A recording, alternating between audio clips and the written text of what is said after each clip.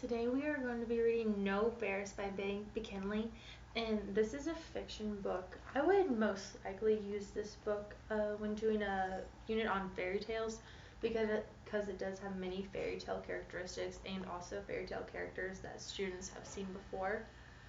Um, Before we read this book, let's go for a little picture walk though to see if we can see what this book might be about. First off, this book says no bears, and I see a bear right there on the front cover. So I wonder if there's going to be any more bears in this book. I see some crayons. Maybe someone's going to be coloring something or writing something.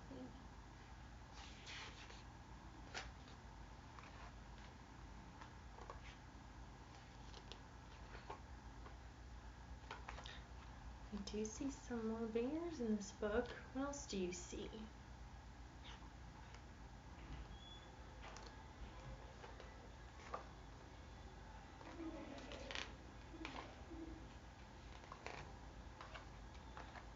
There's a map. I wonder if anyone's going to be traveling anywhere in this story.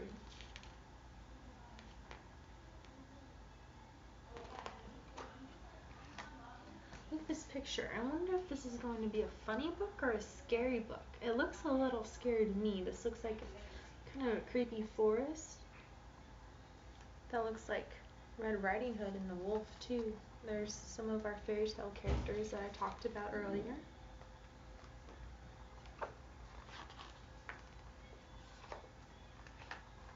I wonder who this could be. They look pretty big.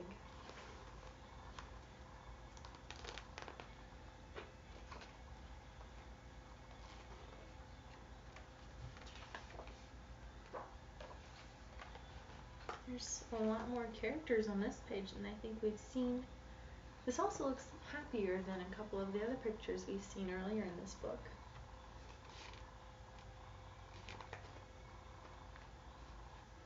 Alright, let's start to read No Bears by Meg McKinley. And before we start reading this book, while we are reading this book, I want you to listen for why the main character doesn't want any bears in her story, and I want you to decide if you agree or disagree with her on why there should or should not be any bears in this story. Let's get started. No bears.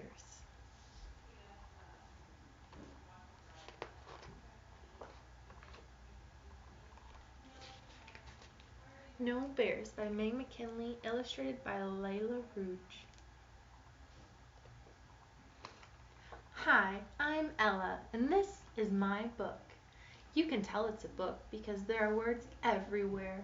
Words like once upon a time, and happily ever after, and the end. I'm in charge of this book, so I know everything about it, including the most important thing, which is that there are no bears in it. I'm tired of bears.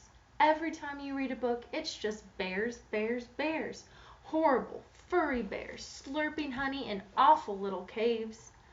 You don't need bears for a book. You need pretty things. You need fairies and princesses and castles. You need funny things, exciting things, and scary things. Maybe a monster or a giant or something.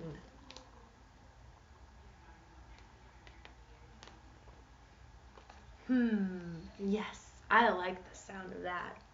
So, how about this?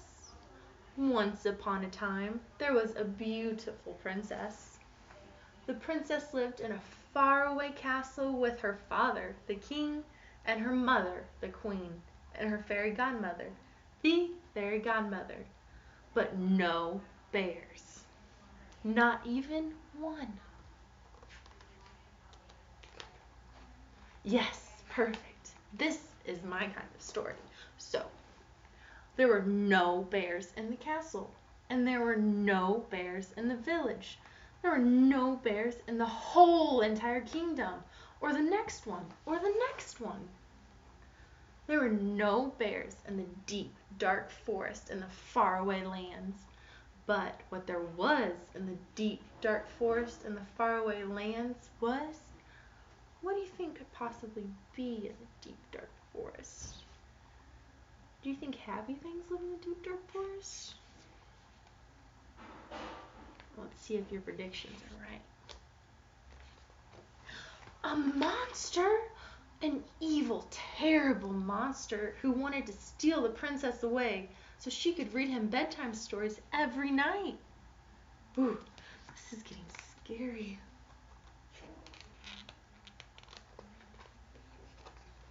One day, the monster set out from the faraway lands. He climbed a mountain and he crossed a river.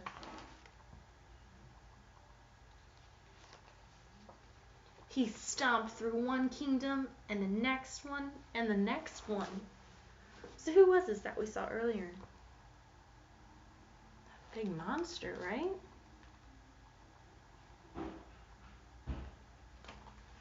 He crept through the village and up the stairs and into the castle. And he stole the princess away. "Oh no!" cried the princess. "Somebody save me!" And so somebody did.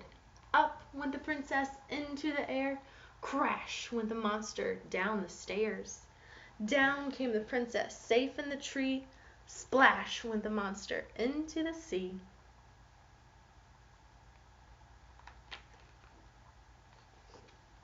Phew, that was close. "Hooray!" cried the princess. "I'm saved!"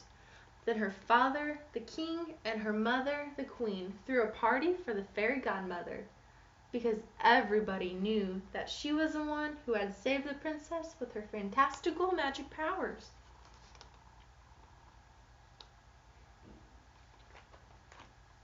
Wow, this turned out to be a pretty good book, don't you think?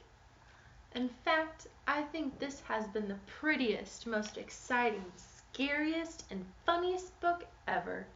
And I know why. Because there were no bears in it. Not one. How do you think the bear felt about being left out of this story? Do you think he looks happy there? No, I don't think I would be too happy if I was left out of a story. Would you?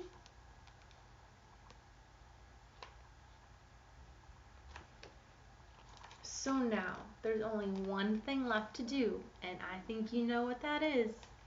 It's to say that everyone lived happily ever after. The end. What do you think the bear is telling these characters right here? Those look like some fairy tale characters. We saw Red Riding Hood earlier. Who does this look like? Rapunzel? Looks like he's telling them a story. I think he was the one who captured the monster and saved Ella, our main character.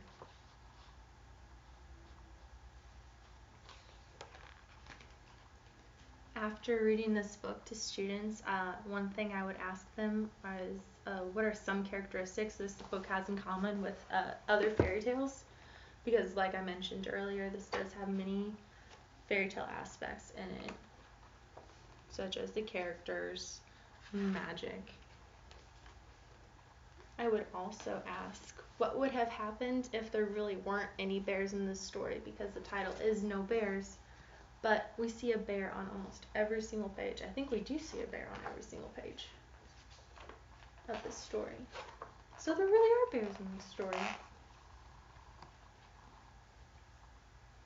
And one question / activity that I would also ask the students would be, can you write a letter to Ella from the bear's perspective, telling her why she should include bears in her story? Because without the bear, she would have been harmed by that terrible monster we read about.